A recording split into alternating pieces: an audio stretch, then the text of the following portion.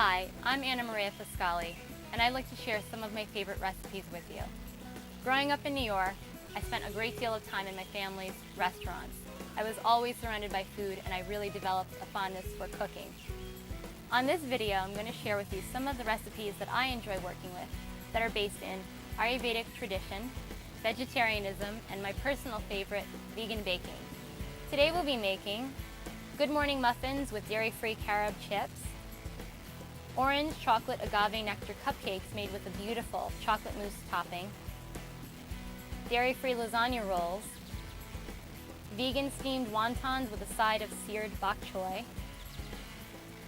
pineapple carrot cake with cream cheese frosting, and a really pretty berry compote.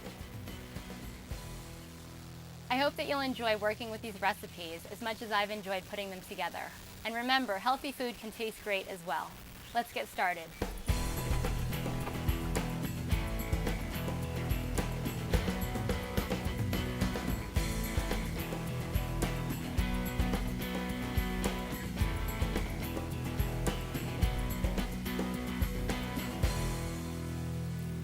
So what we're making now are the Good Morning Muffins. And I just love these muffins because, once again, like most of the recipes that I'll be working with, they're really quite easy to put together. So what you need to do is take a couple of very ripe bananas. The riper the bananas are, the sweeter they're going to be. And you're just going to throw 2 or 3 very ripe bananas right into your mixer. You can use a stand mixer or you can use a handheld with a bowl. I prefer working with a stand mixer. And you just peel them and throw them right on in. So I'm using 3. If you've only got 2 on hand that are ripe, that's fine. And if they're not quite as ripe as mine are today, that's okay. You can still use them. So you're just going to go ahead and mix them up. Okay, now you can also mash your bananas by hand if you haven't got either a stand mixer or a handheld. So everything is going to go into this one bowl. That's why I love this recipe. One of the reasons I love this recipe is it's a one bowl setup, and it's really easy to construct. So what you've got is your 3/4 of a cup of brown sugar. You can use light brown sugar or dark brown sugar, whatever you prefer. Your vanilla. And you're going to go ahead and give that a hit with the blender.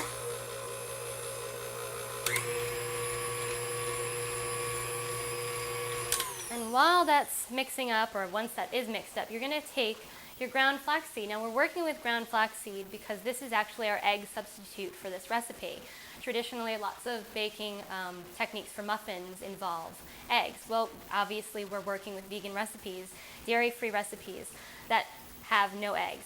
But ground flaxseed, which again you can find at all of your grocery stores nowadays, it's very easy to come across, or in your local health food store. Ground flaxseed goes into a little bit of water. And I think the ratio is 1 tablespoon of ground flaxseed to 3 tablespoons of water. And I've got this adorable tiny whisk that I love working with, but you can just go ahead and mix it up with a spoon or a fork. You just want to mix that up until it's thick, and it kind of winds up being gelatinous, which is why we love using it as an egg substitute. Okay, so you're just going to go ahead and take that and toss it right on in with all the other ingredients that are already in your mixer.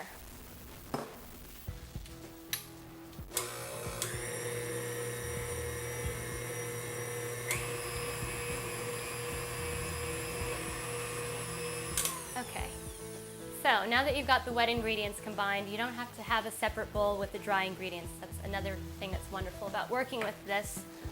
The Good Morning Muffins are very easy. So what we've got is our baking soda, baking powder, and sea salt, our nutmeg, and 2 teaspoons of cinnamon, your wheat bran. These muffins are really high in fiber. They're really wonderful. They're great as a snack or as a breakfast. And lastly, our wheat flour. So the other thing to think about when making a lot of these baked goods is many times recipes will say, stir until just combined. Well, they mean it. So you're just going to stir until these wet and dry ingredients are incorporated. If you overdo it, the muffins will wind up being really tough and heavy, which you don't want.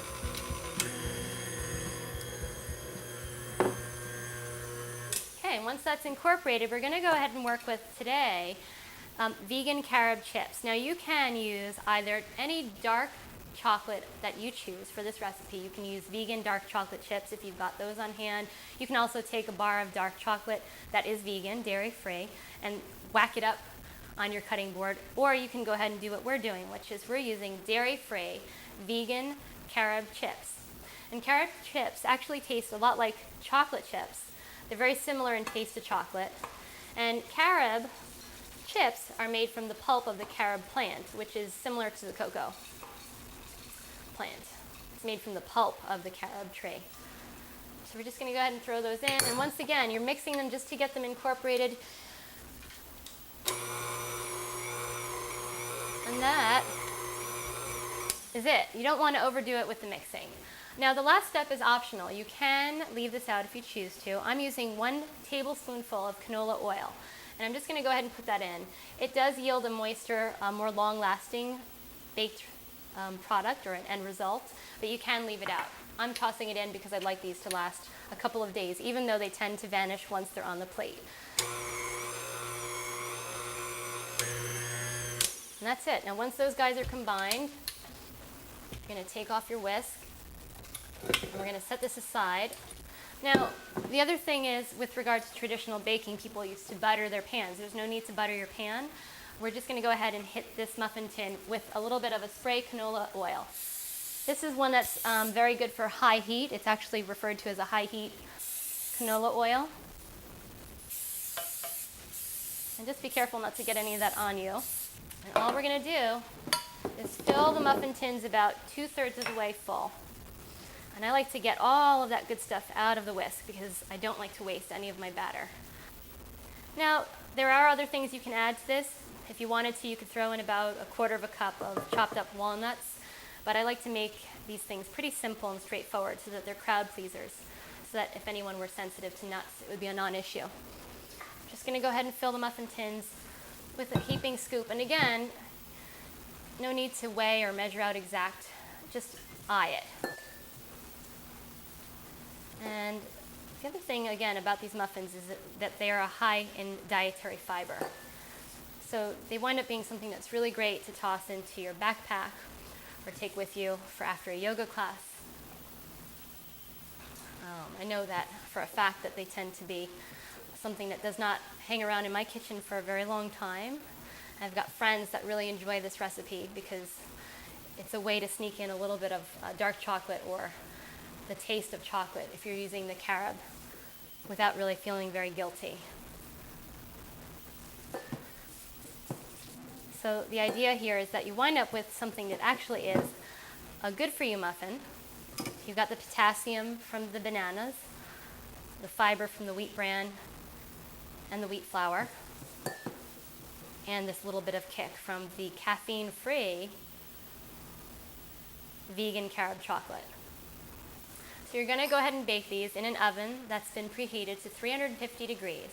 You're going to bake them for about 18 to 19 minutes. The only issue I've ever had with these muffins is I tend to take them out a little bit too soon. So be patient. It's worth waiting that extra minute until they puff up and they build a nice crown on top. So the great thing about the Good Morning muffins, just like all of the vegan baking that we'll be doing, is that they're great for anyone who's lactose intolerant or anyone who's looking to eat a dairy-free diet. Up next, we've got my orange chocolate agave nectar cupcakes with a chocolate mousse frosting.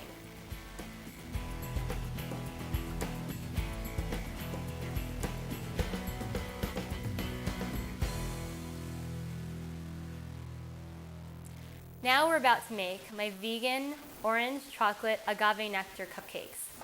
So what you need to do is preheat your oven to 325 degrees and line a muffin tin with cupcake liners. You can use any. I like the silver. They're a little bit more sparkly. And what we're going to do is take your soy milk. Now you can use soy milk or rice milk. Some people are sensitive to soy products, so rice milk can be substituted. So we're going to throw in apple cider vinegar into the soy milk. And you might say, why on earth, Anna Maria, would you put vinegar into your soy milk? Well, I'll tell you why. We're doing it with a little whisk. We're going to hit it with a little whisk, and we're going to set this aside to curdle. The reason we're doing this is traditional recipes for cakes and cupcakes tend to use buttermilk, which is very high in butterfat and would really not work with a dairy-free diet. So we're actually recreating buttermilk using soy or rice milk and apple cider vinegar. And if you don't have apple cider vinegar, you can use any vinegar. White distilled vinegar will do just fine. I'm going to set that aside. What you also need to do is zest.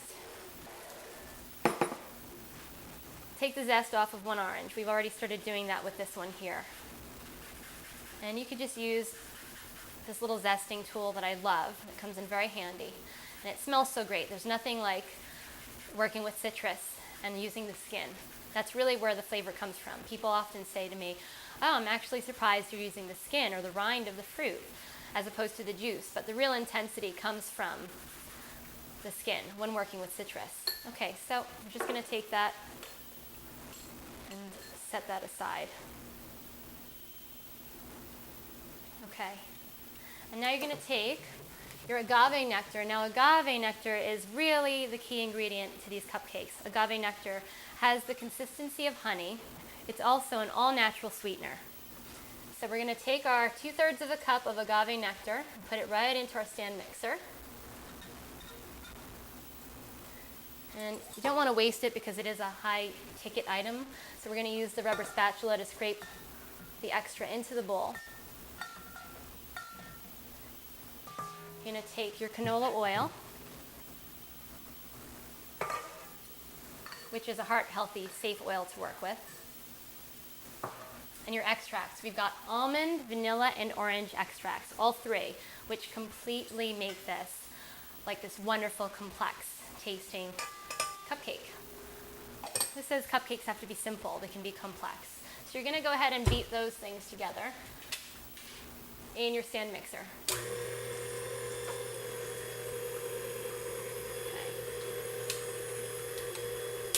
Okay, so you can go ahead now and you'll take your orange zest and you're going to throw that right on into the bowl.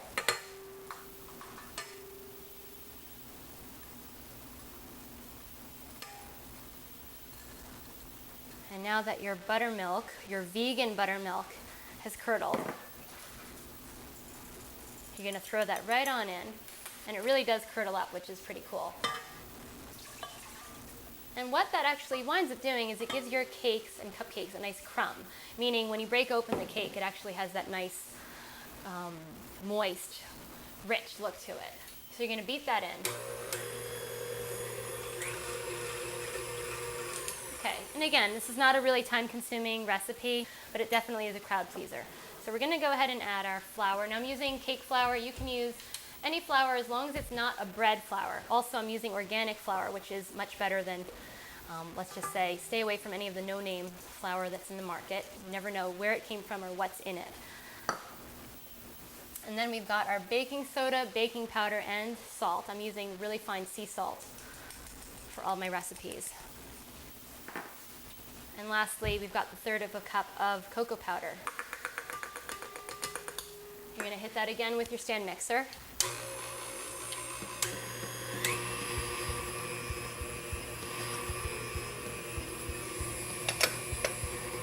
Then you're going to scrape down the sides of the bowl with your rubber spatula. You should always keep a rubber spatula on hand. You'll never know when it'll come in handy.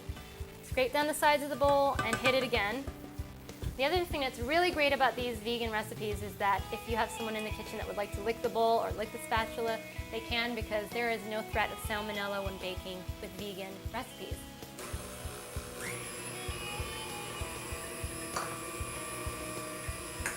Okay, that's it. We're going to take our batter. Again, you don't want to waste any of this batter because you'd like to be able to scrape it off into the bowl or have someone lick it. They can go ahead and go crazy on the whisk. You're going to take a large spoon and you're going to fill your cupcake liners just 2/3 of the way full. So you can either pour it in like I'm doing here and just use the spoon to kind of help things along. Or if you want to be super neat about it, you can measure out a couple of spoons at a time. So the other thing about agave nectar that I thought I'd like to mention, because I never knew what agave nectar was before I started cooking with vegan or baking with vegan recipes. Agave nectar actually comes from a plant, and it actually comes from a plant that's very much like a cactus, and it is actually called the agave plant. It's an interesting little tidbit about agave nectar. That's it. And don't worry if they're not all perfect, they'll puff up really nicely. You're going to see these cupcakes are just beautiful, left alone or topped off with the frosting, which we're going to make next, which is actually a chocolate mousse topping. So you're going to slide these into your oven that's been preheated to 325 degrees. And you're going to bake them 20 to 22 minutes. And the only other thing I'd say you should do is keep bamboo skewers on hand. You can use a toothpick if that's all you've got. But what you need to do is do not open the oven door before those 20 minutes have passed, at least 20 minutes. At that point, take a peek, see how you're doing, slide them out, stick in a skewer, and if it comes out completely clean, your cupcakes are cooked. So we're going to bake these guys up, and we're going to get started with our chocolate mousse topping. For the frosting, we're going to take a package of silken tofu, and silken tofu is actually the key ingredient to this frosting. By the way, you can also go ahead and just serve this chocolate mousse in a bowl by itself, but since we are making chocolate cupcakes, orange chocolate agave cupcakes, why not go crazy and bust out the chocolate mousse topping that we're making right now? So what you need to do is take the silken tofu. I've drained out as much of the excess liquid as I could, and I can see I've got a little bit extra, so you want to just go over to the sink and let some more of that go.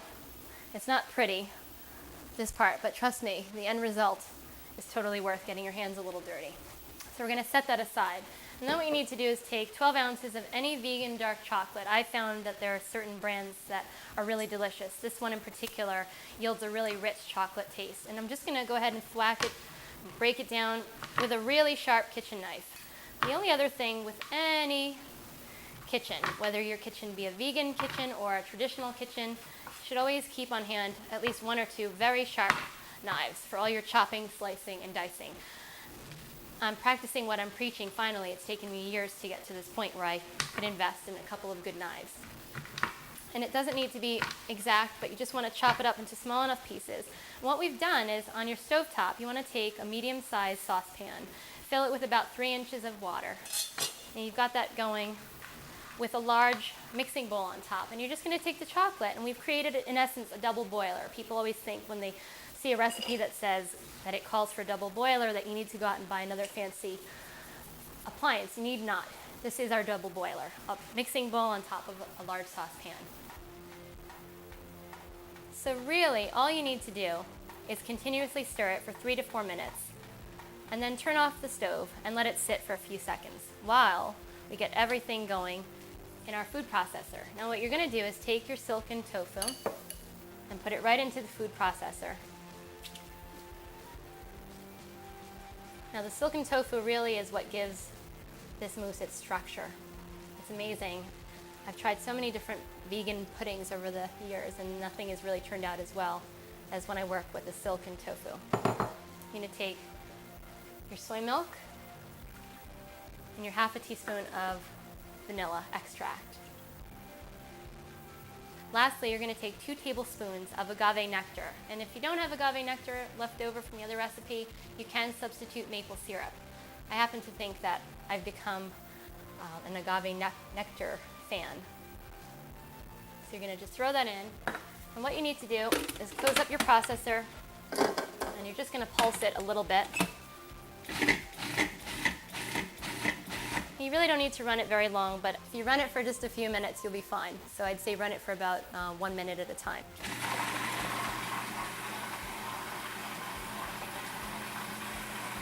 So you're going to turn it off, and you're going to open up the top because you need full access. I'm taking off the lid as well. And what you need to do at this point is take your melted chocolate, and you're going to throw it right into the bowl with the silken tofu and all the other ingredients. It smells so good. It's incredible. So traditionally, when mousse is made, it's made with lots of raw eggs. And so this vegan version is really wonderful because it completely takes the salmonella factor out of the equation. And all you need to do is put your lid back on your processor and hit that one more time to combine everything.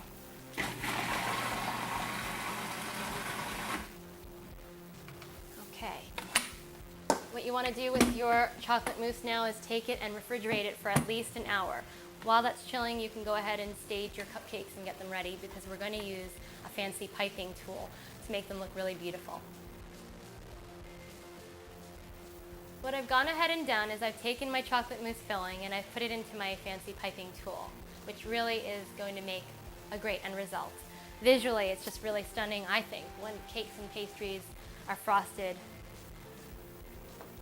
And taking a little bit of time now really yields a much nicer, crowd-pleasing end result. We're going to hit these cupcakes with our chocolate mousse topping. And really all you need to do is go ahead and give them each a good heaping squirt. You see how nicely that silken tofu holds up? I mean, it really gives a lot of structure and stability to these cupcakes. And that's it. Just a reminder that agave nectar is a low glycemic food. It's really wonderful if you're looking to prevent those sugar spikes in the afternoon. When you're looking for a snack, grab one of our cupcakes, agave nectar orange cupcakes. We're going to have my friend Olivia come in and taste these cupcakes with me. Would you like to come in and try one? Yes. This is Olivia's kitchen, so really her opinion matters a great deal to me. I'd like to know what you think.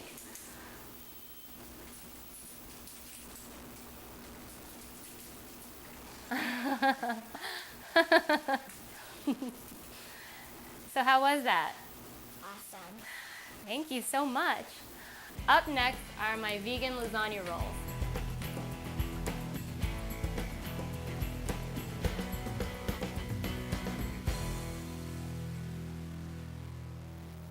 I started making these vegan lasagna rolls because I was really frustrated with the lack of really delicious vegan and vegetarian lasagna recipes that are already out there.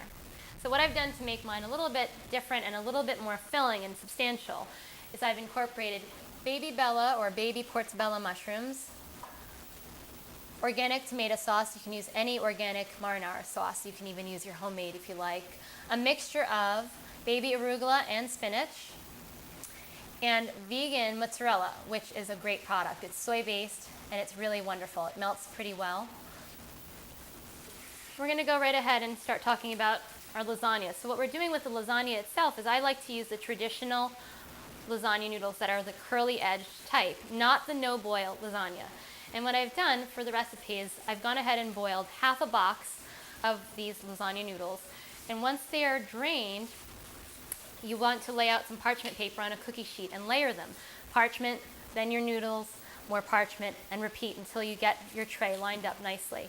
You're going to take a baking dish, and you want to go ahead and preheat your oven to 350 degrees at this point.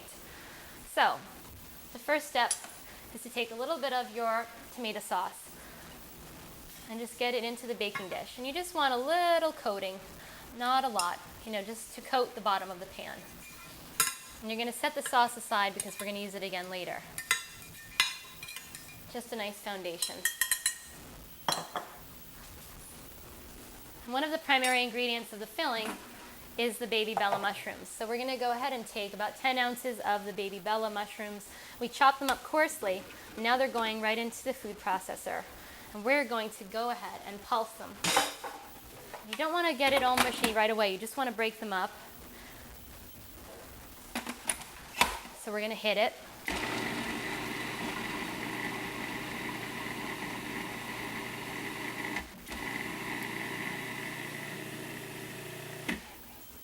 We're going to take our greens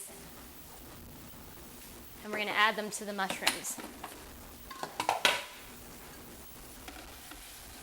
Try to do half at a time so you give the food processor a break. You don't want to overdo it.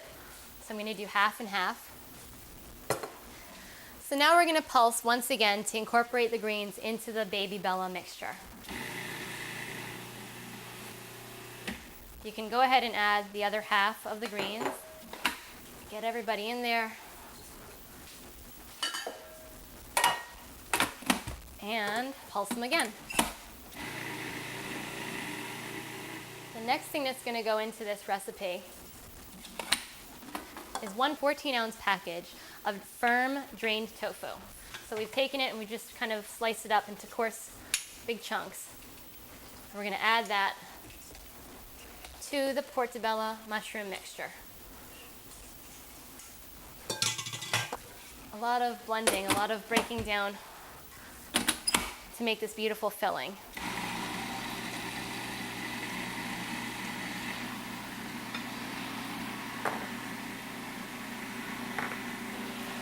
You're going to want to take your spatula and scrape the sides of the bowls down.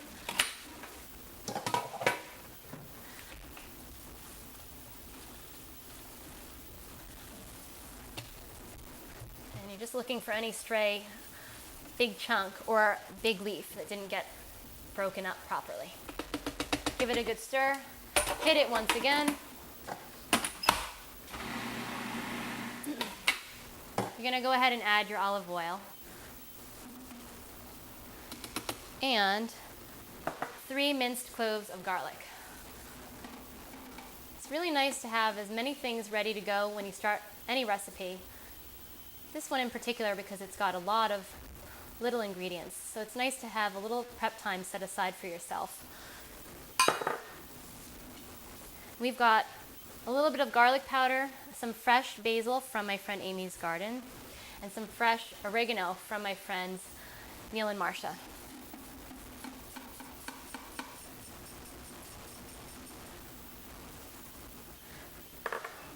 You're going to take half of the parsley and throw it into the mix.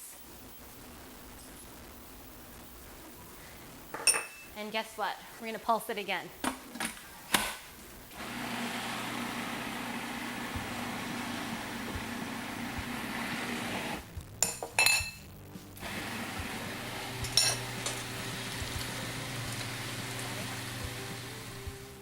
Let's set this aside and make some room. Again, we're talking about trying to create as little visual chaos as possible. That means also while you're preparing your foods. So planning is a key part of any of these recipes. Setting everything up and having everything ready to go. So you're going to take your mixture of the tofu and the baby bella mushrooms, and you want to always take your blade out first, especially when you're using a rubber spatula, because you don't want to go ahead and shove the spatula into the container. You'll wind up with shreds of rubber in your dish. So take out the blade, set it aside. We're going to transfer this to a large mixing bowl. So just like in traditional lasagna where you'd have a ricotta cheese filling with meat, the tofu here is the substitute for the cheese, which makes this a dairy-free dish. And again, I really thought that the addition of the baby bella mushrooms was something that really added a little something special to this dish. In addition, the mixture of both the baby arugula and the baby spinach really, I think, make this an outstanding vegan recipe. I'm going to add just a little bit of freshly ground black pepper and just a pinch of sea salt. And again, you're just going to mix that up. Now what we've got set aside here is some of this vegan, dairy-free mozzarella substitute. So what I've decided to do is to stack several of the slices up and just go ahead and slice it once and then turn it the other way and slice it again. So you're going to take your vegan mozzarella, coarsely chopped, and you're just going to drop it right into this mixture. You just really want to fold it in with a little bit more of that parsley.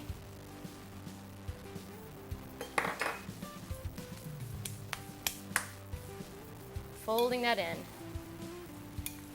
This is a really dense filling. It has a nice weighty feeling to it. And what we're going to do now is take a large tablespoon. So now we're going to make our lasagna rolls and actually construct them. So what we're going to do is take your baking pan with the layer of sauce and get it ready. Set aside all these other things that we don't need. Take your filling in a large tablespoon.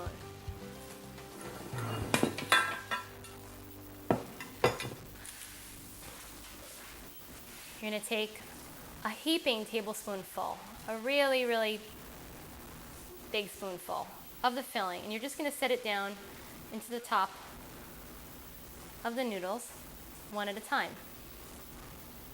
And this is a really fun recipe to put together, to actually construct. So if you have children in your house and they'd like to help, this is a really kid-friendly recipe. But grown-ups enjoy making them as well. So all you do is you take one end of the noodle and you're going to roll it up onto itself. It comes together really easily. You want to keep it tight, but not too tight. And you're just going to place that in the baking tray. And you're just going to repeat that process. Roll the lasagna over the filling onto itself. And place them onto the baking tray. Another really great benefit to this recipe is that we're using spinach, which is high in iron, and arugula, which is high in vitamins A and C. So this is not just a tasty dish, it is also very good for you. Filling, you won't be hungry after you have one of these. You'll feel satisfied, but you'll also feel good, which is a major point that we're trying to make with our recipes. They should taste good, they should be good for you, they should be pleasing to the eye. And that's it. You're just going to continue that process until you've used up all of your noodles or filled your baking tray. And now all you need to do is take some of your tomato sauce, just about a rounded or a heaping tablespoonful, and you're just going to place it right on top of each of the lasagna rolls. They're really, really cute. They're just adorable because each one is one portion. You think about how nice and neat this is to plate up, instead of a big sloppy mess. It's nice and neat and tidy. So once you get these guys all set, I've got my oven preheated to 375 degrees, and you're going to bake them for 25 to 30 minutes. One other thing you might want to try is covering this with a little bit of aluminum foil to protect your oven. So the last step is taking a little bit of parsley and topping off each of the rolls with just a little bit.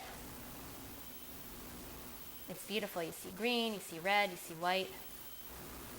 It's aromatic.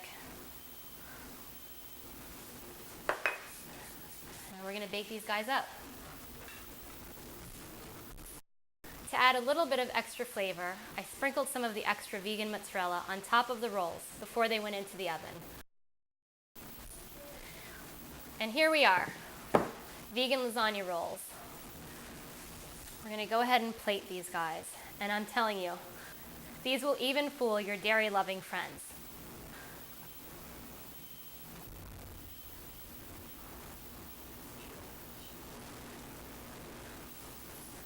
And now, I'm going to take a taste.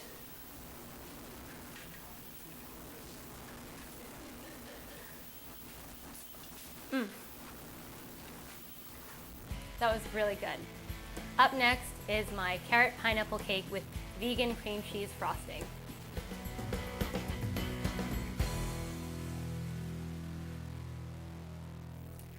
This carrot cake recipe is really special because it contains pineapple, which makes it really juicy and moist. Also, we're using a vegan cream cheese substitute, so you're able to enjoy a cream cheese frosting taste without all the guilt and without the dairy. We're going to start off by taking our carrots. I'm using baby carrots because they're already clean and ready to go. It takes one of the prep steps out of the way. Throw them into your food processor, and we're going to give them a good hard pulse. You need them to be finely chopped or finely shredded, so let them rip.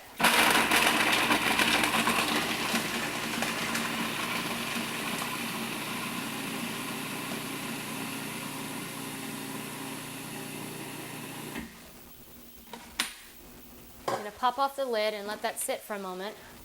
And we're going to prep our pineapple. Now, with this recipe, it's really best to work with a fresh pineapple. And if you can, go to your market and look for a pineapple that looks like it's kind of moist on the outside. Also, when you look at your pineapple, you'll see that sometimes the bottom is a little bit darker. That's a good ripe pineapple. That means all the sugar is settled in the bottom.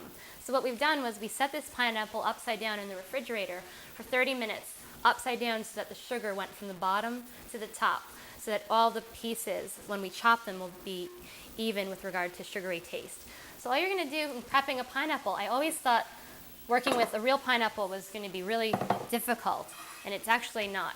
Just going to go ahead and lay your pineapple down, have a good sharp kitchen knife on hand, use a cutting board, do not attempt to slice this on your counter.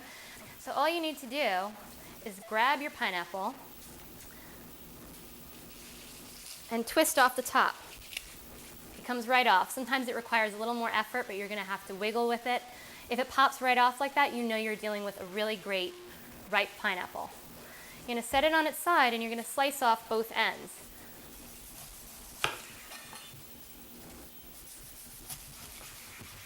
Set those pieces aside. Next, you're going to go all the way around, slicing off the skin. Pineapple is so juicy and it's so sweet. You could just smell it when you slice it open. And this is really the key ingredient to this carrot cake. It makes it kind of into a really special tropical dessert. Scrape everything aside and take a look, and you want to make sure that your pineapple doesn't have any of those brown divots. If you've got anything left over, just peel it off or slice it off. I'm just going to go ahead and slice it into big chunks. They need not be even here. Okay. These are going into the food processor. So we're just going to take about half of that pineapple and throw them right inside with the carrot that's already shredded.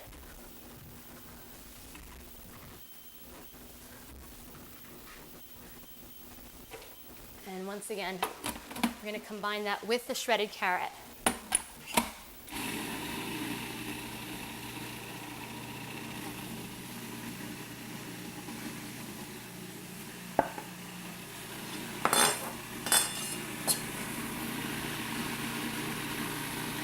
Sometimes you need to stop and scrape down the sides of the bowl.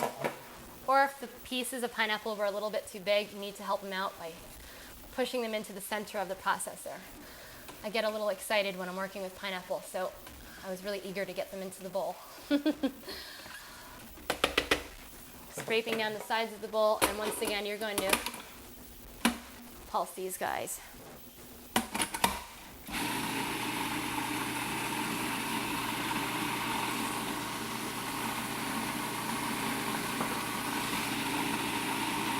You're going to set that aside.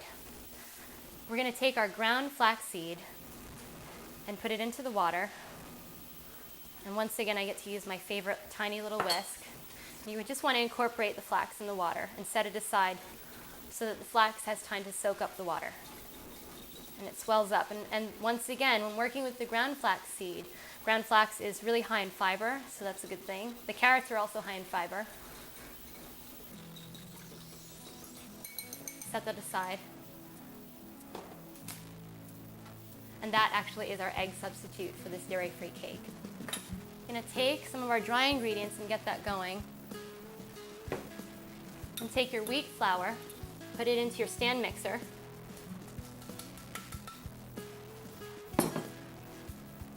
I've mixed my wheat bran with my turbinado sugar. The wheat bran is really important in terms of making this a more healthful dessert. Don't tell anyone, it's actually good for you. This cake is actually healthy. You're going to take your baking soda, baking powder, and salt. You're just going to stir that once to combine the dry ingredients. This recipe goes together so easily, and it's a really impressive end result, and it's really delicious. You're going to take some of the wet ingredients now. You're going to add the applesauce, which again makes this a really moist, wet, almost sticky cake when you cut into it. Your vanilla extract. And lastly, we're going to take our carrot and pineapple combo, removing the blade.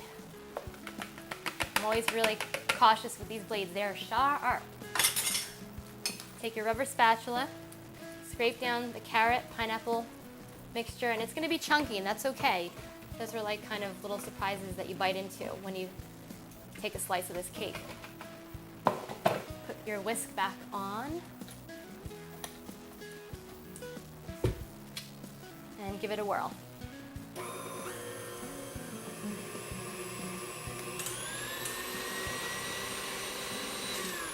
Okay. You want to shake off the excess from the whisk.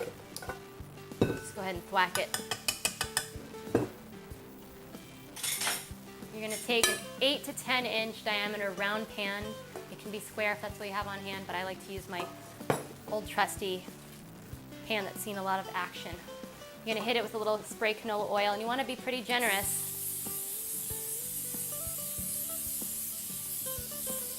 With that canola. Whew.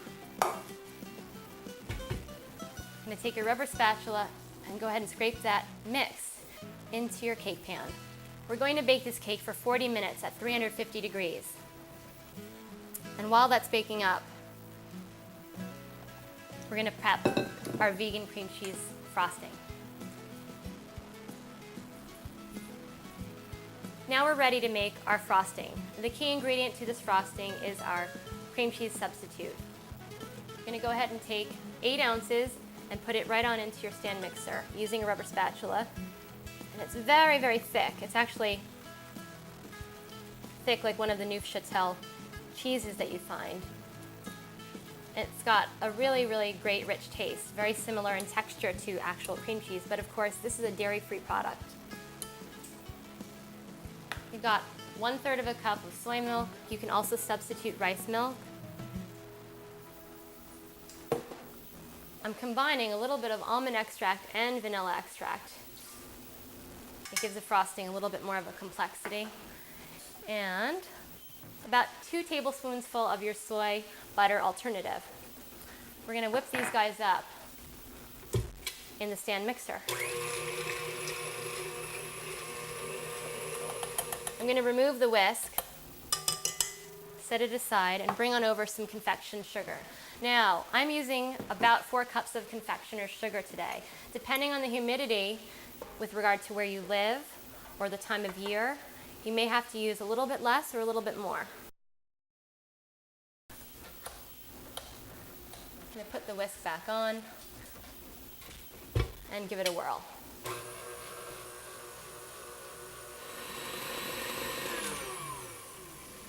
And that's it. I'm going to transfer this to a bowl.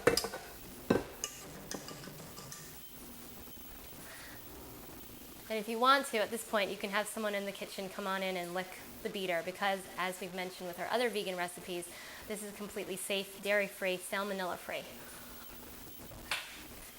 Take that frosting, transfer it to a clean bowl. And you're going to need to refrigerate this so that you chill it for at least an hour. I'd say the longer you chill it, the better the end result. Look at that. That is just really rich and beautiful and creamy, just like a traditional cream cheese frosting. Without the buttermilk fat, no cholesterol, no guilt. You're going to cover that, set it aside. We're going to check on our cake, which has been baking at 350 degrees. And the most important part would be, in checking doneness, I like to take either a toothpick or a bamboo skewer and stick it into the center of the cake and see that it comes out clean. Once the cake comes out of the oven, you need to allow it to sit and become room temperature so you can handle it. We're going to set it down, take our serving platter, and flip that cake over. There you go. And now we're ready to frost. So what I've gone ahead and done is I gave this a crumb coat, and I've only learned recently about crumb coating cakes. Crumb coat is the first really thin coat of frosting that you spread on so that it picks up all the crumbs and makes a good mess. Then you stick it back in the fridge and you chill it for about another 20 to 30 minutes before you frost it with the final coating, which we've done here. Now you can go ahead and serve it just as it is. It's delicious, but for presentation and to add a little extra richness and more fiber, as if we can't get enough fiber in these recipes, I'm going to add a little bit of crushed up walnuts, and you're just going to go ahead and sprinkle them right on top. It does make a nicer presentation, which is such a key part to everything that we're making. It should taste good, it should be pleasing to the eye. And go ahead, I like a lot of walnuts on my cake, so I'm going to be pretty generous with our distribution. That really dresses it up, I think. What do you think?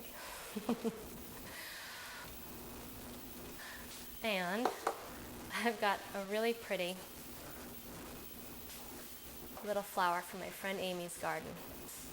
Just gonna top that off.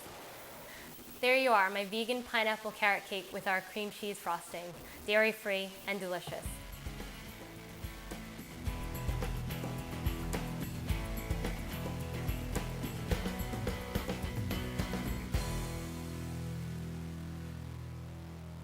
This next recipe is the dish that I prepare each year for my Chinese New Year parties. So we're going to go ahead and take a few leaves of boiled bok choy. And bok choy is a really delicious, healthy vegetable. You can find it in your local grocery store where they keep the cabbage, like next to the Napa cabbage. Bok choy is rich in calcium, vitamins A and C. So I've boiled about 4 leaves of bok choy and drained out the excess liquid. We're going to take it, put it into the food processor. And you want to work with it once it's at room temperature. You can also run it under cold water if you have to expedite things. And you just need to hit that until it's ripped up into small bits.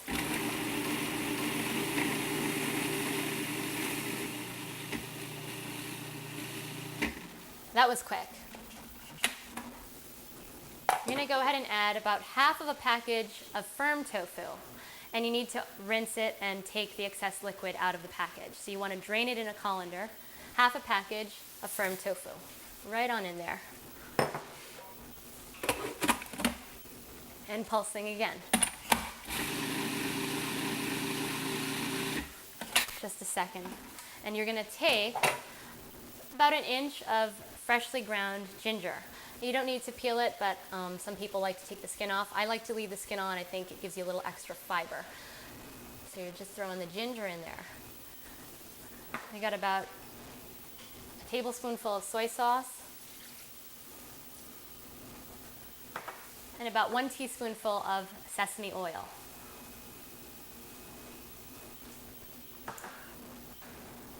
A little pinch of sea salt, the finer the better. And about 1/4 teaspoonful of white pepper. White pepper really gives it a little bit of kick. And we're just going to pulse that once more to incorporate.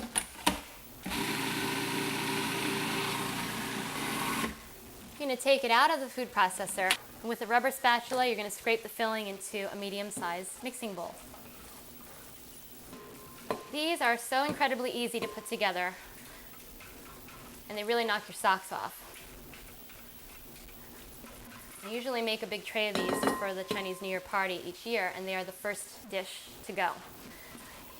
You don't need to wait for a special occasion to make these. You can whip them up any night of the week, as long as you've got the ingredients on hand. You're going to slice about 3 or 4 scallions, cutting off the ends, keeping some of the white part, because we're going to make a really delicious dipping sauce. It's got soy sauce, ginger, and scallions. When people hear dipping sauce, they think it's something very fancy and difficult, but it's the most simple thing to make that will accompany these dumplings.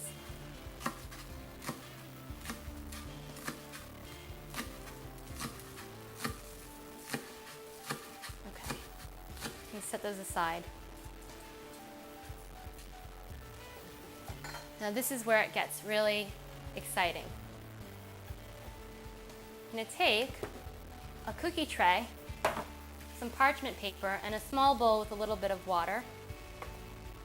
Set aside your wonton skins. You take a really sharp kitchen knife and take your parchment paper. Usually it comes in these big sheets. And you need to slice it right down the middle. You need 1 sheet for the bottom and 1 sheet to cover the wontons as you go so that you keep them moist. You're going to lay out the skins. And they're really paper thin. And they're such a their wontons are really a beautiful item to work with. So all you need to do is lay them out on top of the parchment. You want to work in pretty small batches so that they don't dry out. I need to take teaspoon. And all you're going to do is take the tip of the teaspoon and scoop out, maybe I'd say a little bit less than a 3/4 of a teaspoonful of the filling. And you're going to put it into the center bottom half of each skin. You just slide it off with your finger. And this happens every time I make these guys. I get so caught up in the process of actually folding them up into little wontons. It really becomes like a moving meditation. The process of constructing these is really great. And you'll amaze your friends. And they'll think that you worked all day on these guys. The other thing you might want to take into consideration is if you are having some kind of a function or gathering or serving a large crowd, that there's an expression that goes, many hands make light work. You can enlist the help of a family member or a friend when you get to the part where you're actually filling them. Okay, at this point you should take your steamer. Now I'm using a bamboo steamer. I really love the taste that you get from working with a bamboo steamer, but you can go ahead and use a colander over a large pot of water, just like you use when you make a double boiler in your kitchen. But if you can, go online or find a local market that carries bamboo steamers. They really add a little extra something to the dish. You're going to turn on about 3 inches of water in the bottom of your pot and set the steamer on top and get that ready. You're going to hit it with a spray of a little high intensity or high heat canola oil, being careful to stay away from your flame. And here is the magic part. You take a little bit of water. You're just going to take a little bit of that water onto the tip of one of your fingers. I work with my ring finger. Very little bit of water goes a long way.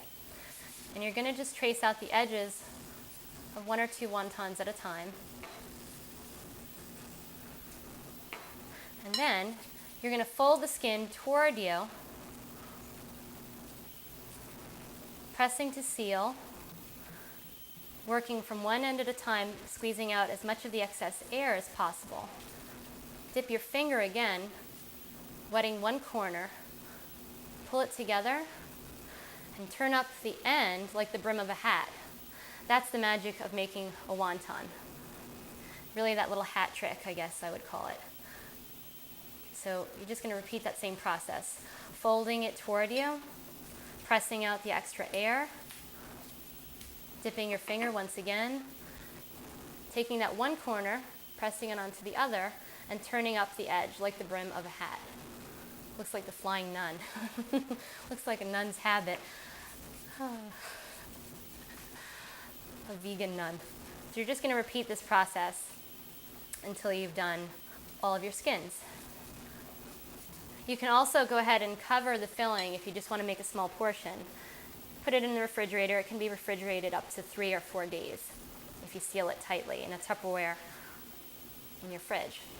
Also, you can make these wontons ahead without steaming them. As long as they're covered in an airtight container, you can keep them refrigerated for up to a week. We don't like to freeze things when we're working with Ayurvedic techniques, so I would say do not freeze them. Try to make them fresh if possible. And I'm just going to go ahead and finish these guys up. Now that you've got your wontons all formed, you're going to go ahead and place them right onto your steamer. You don't want them to touch, but you can nestle them pretty closely together inside your basket, or as I said to you earlier, if you're using a colander, as long as you've coated the inside with a little spray canola cooking oil. And you can use a lid or the bottom of a cookie sheet or a pizza pan to cover the colander, which is what I did for many years before I found my bamboo steamer. That's it. You're going to put on your lid. You're going to steam these guys for about 4 to 5 minutes. You know that they're done when the skins are translucent and you can see the filling. While those guys are steaming, we're going to go ahead and prep our bok choy that we're searing on the side. So you're going to take a small frying pan, and I like to work with the center leaves of the bok choy because they tend to be the most firm. The outer leaves you can take apart and set aside and compost in your yard. So you're going to take the smallest leaves because they also make the nicest presentation. And I'm using about a teaspoonful of high quality olive oil. You can use a little bit more if you like. And you're just going to heat that up in your pan. You can tilt the pan to coat. You don't want your bok choy sticking. And you're just going to go ahead and place the leaves right into the pan. You're going to crank that heat. And you just want to coat them with olive oil and get it to the point where they're starting to sizzle up a little. So you don't want to overcook your veggies. I think one of the things that turned me off to vegetables earlier in my life is that I was eating them in a well-cooked state or an overcooked state. So I learned later in life that it's really best not to overcook your vegetables.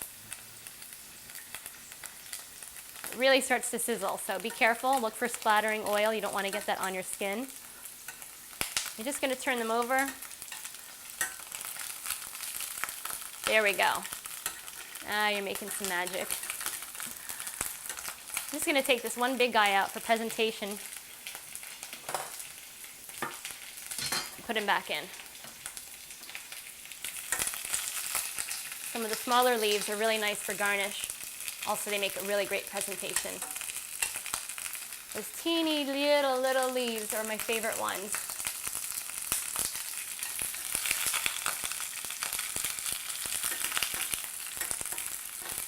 Okay, I'm going to set that aside for a second, and we're actually going to hook up our dipping sauce. So all you need is to take a pretty little bowl. With regard to presentation, in Ayurveda, everything is presentation, or presentation is everything when we're using the Ayurvedic principles. So find pretty little bowls and take out your good dishes. Don't save your good dishes for a special occasion. Try to make every meal a special occasion if possible. I'm going to take some of those scallions that we chopped up earlier. Throw them right into the soy sauce. So again, if you're using a shallow dish, about 4 teaspoonfuls or 2 tablespoons full of soy sauce, a handful of your chopped scallion, and with a grating tool, I'm just going to grate a little bit more ginger right into the container. Ginger is so wonderful. It's also really good for having on hand if you've got a bellyache. You can just pull it out of the refrigerator, grate a little bit into a cup of hot water and sip it like a tea. Excellent for digestion. I'm just going to stir that up a little. And there's your magic, fancy schmancy dipping sauce. We're going to take the bok choy out of the pan. Ooh. And serve it alongside the wontons.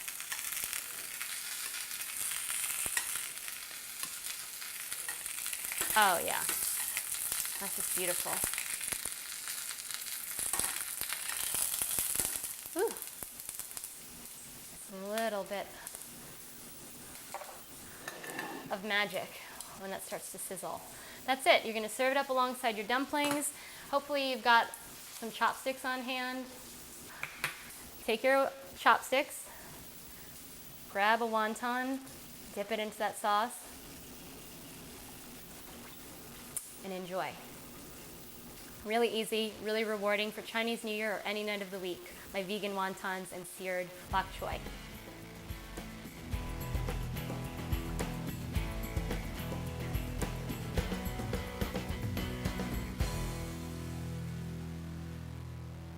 For our next dish, we're going to prepare an Ayurvedic berry compote.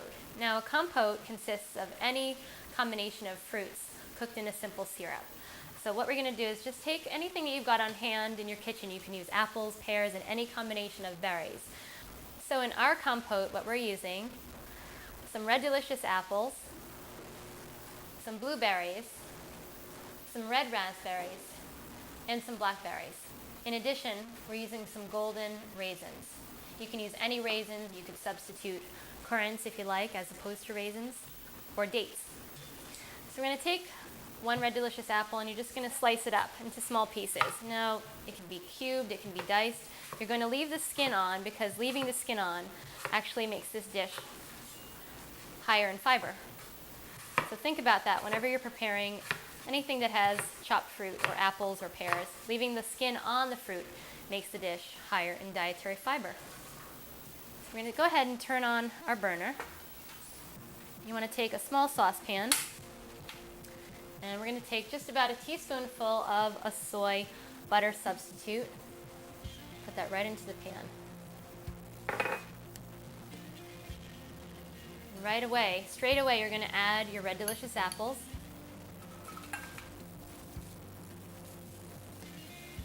Your raisins. A little bit of apple juice.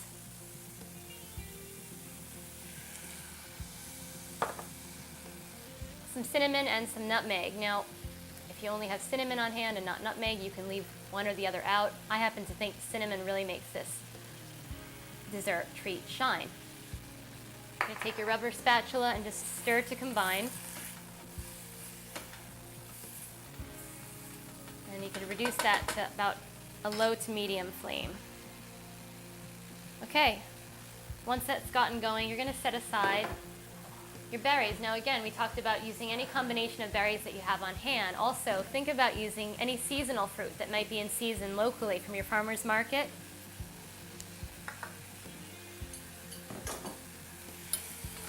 And really, you're only going to wind up cooking the apples and the raisins down for 1 to 2 minutes. This is not a really cooking intense preparation. It's just more about combining everything and getting the spices in there. But once you see that it's starting to kind of stick and make a little bit of a congealed bottom in the pan, you can add just a little bit more of that apple juice. And the only other thing I'd say would be that you need to stir this continuously so that nothing sticks to the bottom of the pan.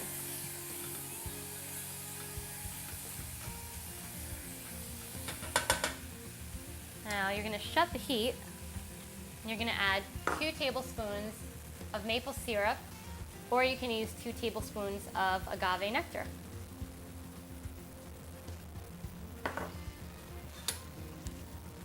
Give that a stir.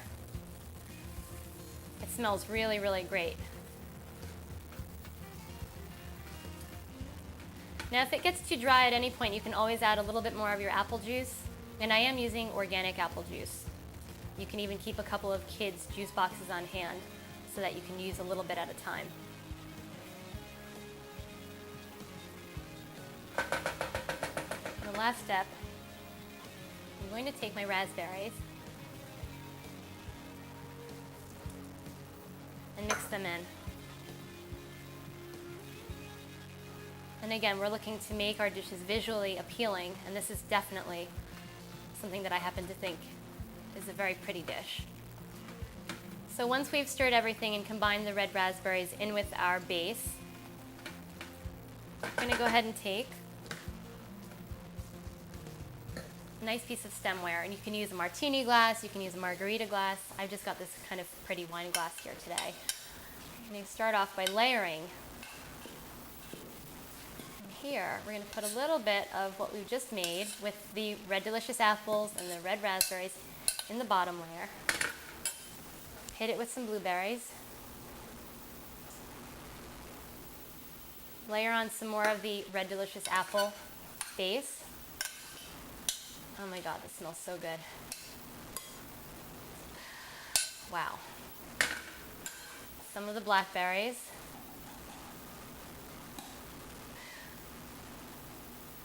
And lastly, top it off once again with a little bit more of the apples and raspberries. And get a little bit of that sauce in there, because the syrup is really what pulls it all together.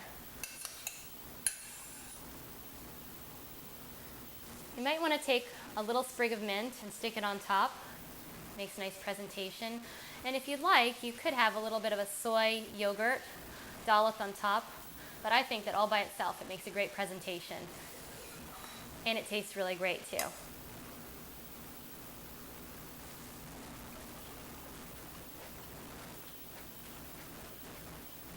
So that's it, Ayurvedic berry compote.